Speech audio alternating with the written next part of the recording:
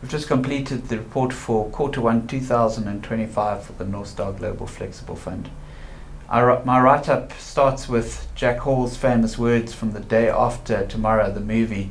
He says, "Mankind survived the last ice age. We are certainly capable of surviving this one. All depends on whether we can learn from our mistakes." Now, the reason why we started like that is really just a discussion around President Trump's first term, 2017, Ice Age 1, and complications the market experienced with him in charge. And now we're in Ice Age 2, second term, 2025. And the market doesn't like what he's delivering. And the whole write-up is really the reversal of asset class performances from 2024 into 2025. It's literally an inversion of last year.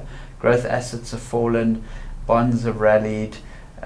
We've seen defensive assets do well this year that did poorly last year. The markets that did well last year, being US markets, did poorly, are doing really poorly this year. And that's only the first 3 months. I mean, April's really the period where things fell apart, and this report leads up to the end of March.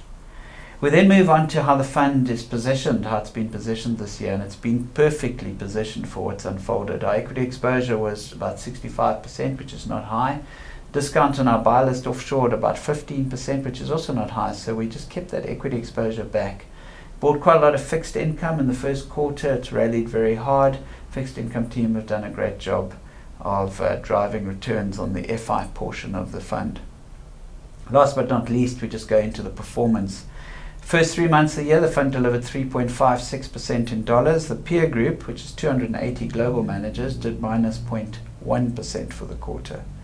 Over the last year, the fund did 7.52% in dollars. The peer group did 3.28%. And then since inception, about 8 years, the fund's annualized just close to 7%. Peer group's done 3.2%.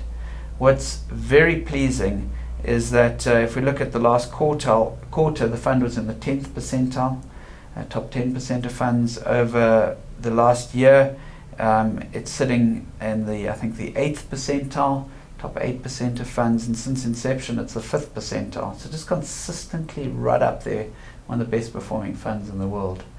We've been well positioned. We run this fund well. We've got a strong asset allocation functionality and a very, very strong stock picking background here. Clients should do very well in this fund.